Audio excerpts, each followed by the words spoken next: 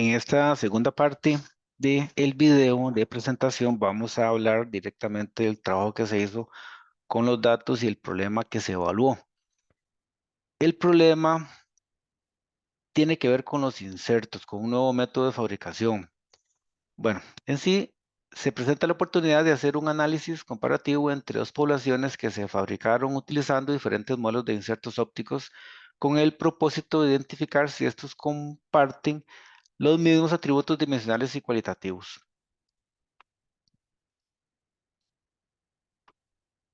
¿Cuál es el problema? La fabricación de lentes de contacto inicia con un proceso de moldeo por inyección de plástico con el que se pretende fabricar los moldes plásticos desechables que darán forma a los lentes de contacto más adelante. Estos moldes reciben las características dimensionales que reciben de los insertos ópticos, los cuales son seleccionados e instalados en los moldes de las máquinas de inyección. Bueno, las causas. El proceso de fabricación de insertos sucede en otra planta que se encuentra en Puerto Rico y tiene una capacidad limitada, lo que en ocasiones genera grandes esperas por insertos que son requeridos para la producción de lentes en Costa Rica. Sucede que los insertos, a pesar de ser hechos en un material muy especial y tener características, claro, para ofrecer características de mucha precisión, también sufren desgaste y hay que estar cambiando con cierta frecuencia. El detalle es que se fabrica de acuerdo a la demanda. Entonces, muchas veces se está pidiendo insertos para hacer cambios y a veces esos se atrasan viniendo de Puerto Rico. El proceso nuevo pretende ahorrar costos de producción en los insertos al aumentar la velocidad de fabricación en un 80%. O sea, se va a fabricar los insertos con la precisión que se necesita, pero mucho más rápido. Y con esto la capacidad de manufactura de insertos pero sin que esto genere un impacto negativo en la productividad de las plantas de lentes de contacto.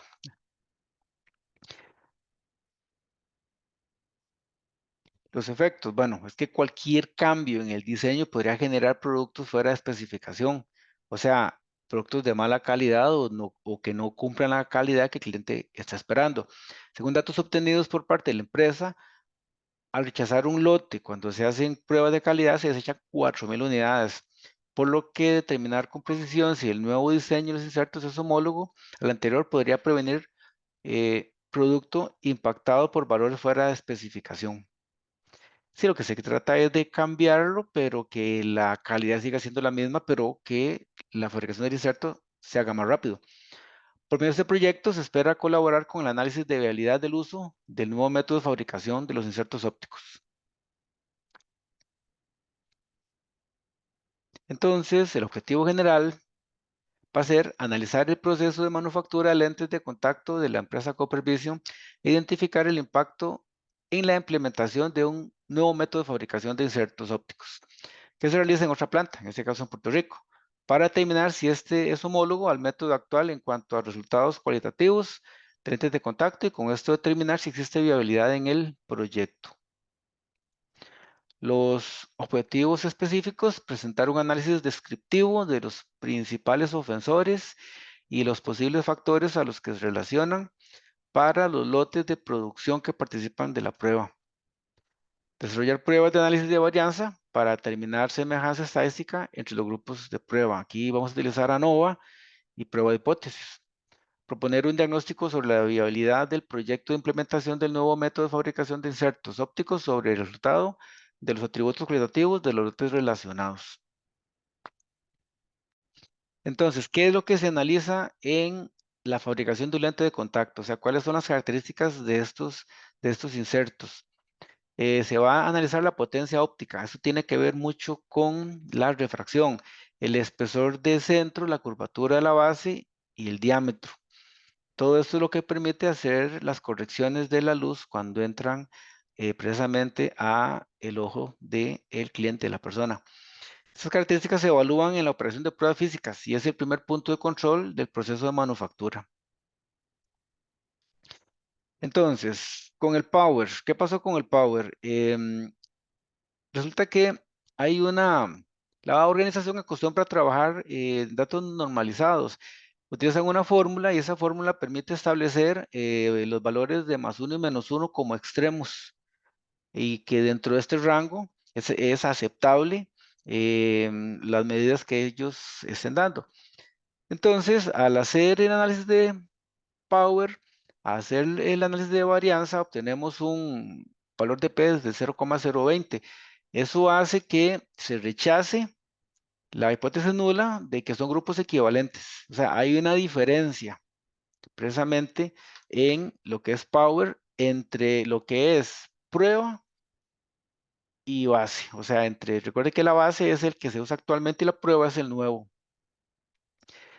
Para esto, entonces procedemos a un gráfico de cajas, pero sin embargo en el gráfico de cajas se indica que aunque ambos grupos no son idénticos, los valores de power obtenidos para el grupo de prueba se mantienen dentro de los límites de especificación, aunque vean que prueba está un poquito más alto. Sin embargo, estamos dentro de los límites. ¿Qué pasó con la curvatura interna? En este caso, para CT, tenemos un valor de P de 0. Aquí otra vez tenemos que ahí, o sea, que están difiriendo los datos. Tenemos que rechazar hipótesis nula porque el valor de P es menor. Pero al hacer diagrama de cajas otra vez, el intervalo de confianza para CT nos indica que aunque ambos grupos no son idénticos, los valores de CT obtenidos para el grupo de prueba se mantienen dentro de los límites de especificación, pero un poquito más altos. Hay que hacer notar eso. Sin embargo, están dentro del límite, dentro de ese rango que se tiene para trabajar. Para la base curva, aquí lo que estamos encontrando es que el valor de P es mayor. Entonces, en este caso, no podemos rechazar la hipótesis nula de que los grupos son equivalentes. Aquí no hay problema. Para el diámetro sucede lo mismo. El valor de P es mayor de 0,05, entonces no podemos rechazar que ambos grupos difieren. Ahora, para el análisis de características cosméticas, a la hora de hacer el diagrama de rendimiento cosmético, sí se ve que hay una variación, pero resulta que a pesar de que hay diferencia, el valor de P mayor de 0,05 hace que no se rechace que los grupos son equivalentes. A pesar de que hay una diferencia, son significativamente equivalentes. Entonces, la conclusión, al menos para características cosméticas, es que el resultado de la prueba de ANOVA indica que el valor de P es mayor de 0,5, por lo que se puede afirmar que ambos grupos son estadísticamente equivalentes. En lo que respecta al rendimiento cosmético. Ahora, entonces, propuestas de solución. Para el caso de Power, se encontraron diferencias estadísticas significativas entre los grupos base y prueba en la variable Power. Los valores obtenidos por el grupo de prueba se mantuvieron dentro de los límites de especificación que la empresa acostumbra a determinar. Sin embargo, se recomienda realizar un análisis más detallado para entender las causas de estas diferencias y realizar ajustes si necesario.